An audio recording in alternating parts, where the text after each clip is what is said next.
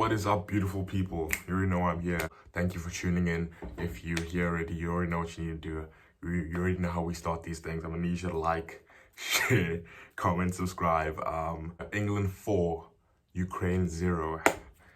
Big dubs all around. I don't want to be like, I don't get too excited because it's not done yet. Like Kobe once said, job's not finished. So there's no need to get ahead of myself. But yeah, on paper, obviously, it looked like it was going to be a banana skin, and that's exactly what it was. England 4, Croatia, England, I wish. England 4, Ukraine 0. As soon as the game started, you could see Ukraine's game plan was to sit back, like, we're just going to hit England on that counter-attack. We're not going to try and play expansive football. We're just going to take the scraps that we get, and then we're just going to try and feed off that. And it didn't work. It really didn't work in the end, because England scored in, like, the first 4 minutes. Great goal by Harry Kane. Great vision from Raheem Sterling. And that 3 goals, 1 assist. So he's having a great tournament. Shout out to him. But yeah, he did really well for his goal. And after England's goal, the game went flat. Ukraine Ukraine realized that they can't just sit back, and Ukraine started applying pressure, and England decided to drop off a bit, which made no sense because Ukraine, you could see already on paper, Ukraine are not great, and by the quality of the players they have, they're not great. And England, I think England should have gone for the jugular straight away. Eventually they did because the game ended 4-0. But the way the first half went, how Ukraine slowly came into the game, and the game slowly fizzled out because of Ukraine coming into the game. It's not like Ukraine dominated in any aspect, but they didn't, because even though Ukraine had some position and created small chances here and there, England still had the bulk of position. They still created a few chances. Jadon Sancho had a chance. He was really good today. A great spark, brilliant spark. Jadon Sancho, mark my words, he's going to be a problem next season. I mean, I'm not happy that he's going to be a problem because he plays for United. But shout out to him. Now he played really well. Once it was halftime, I realized England are not playing well. Yes, England got the goal, but other than the goal, like, stuff would happen. It's like England was sitting back, like they were inviting pressure, which didn't make sense because you don't want to give your opponents opportunities to score. I think the best form of defense is attack. So England should have just kept on getting more goals, which eventually they did in the second half. And the second half started off brilliantly. A man like Harry Maguire, first of all, Luke Shaw, man of the match performance. I put him in my team of the season, and you know, a lot of people thought there were other candidates to go in the team of the season, but I stick to what I said. Luke Shaw, team of the season. He played really well today. 2 assists. Harry Maguire.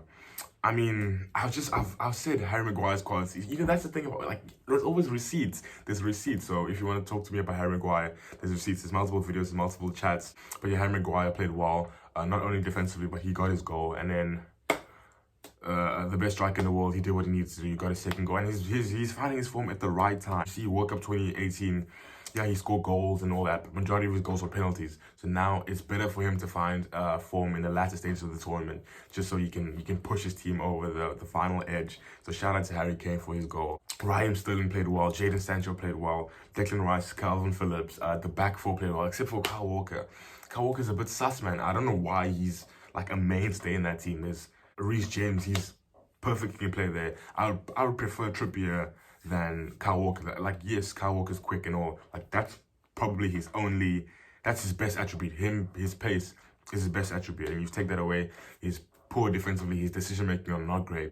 Mason Mount, first half, Mason Mount was non-existent. He was just running around. He did nothing significant in the first half. Yeah, he got his assist in the second half. I was really surprised that he played 90 minutes, to be fair. I think at least a Jack Grealish should come on, or full Foden, or Saka's injured. But yeah, I'm not happy with Mason Mount's performance. Yes, he got the assist, but I don't think he will be happy with his own performance. I think he dropped a 6 out of 10. But yeah, good win for England. England look on to Denmark on Wednesday. Denmark on Wednesday. That's gonna be a tough game. Take every game as they come. I say every game. There's only like 2 left. Inshallah, 2 left. But yeah, just take it one step at a time. Don't get too ahead of yourselves. Don't think about the final. Obviously, all yellow cards are done now, so England has to stress about that. Maguire will be fit. He'll be fit. He'll be free from suspension. Henderson, he got his goal. Shout out to Jordan Henderson. I like Jordan Henderson. I think he's solid, super underrated. You don't know ball if you don't rate Jordan Henderson. So shout out to him as well. Denmark is not going to be an easy game. I think England should win. On paper, England should go to the finals. So it shouldn't even be like, will they, won't they. I think it's in England's hands. Like I said last time, if England want to be serious, I think they should just play the same football they played today.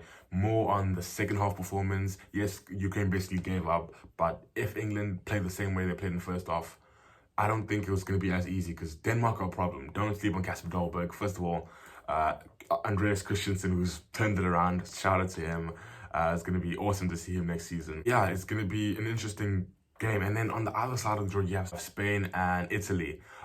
Italy really should handle Spain. How Spain got this far, it's a crime because Spain are atrocious. Spain are poor. First of all, their striking options are poor.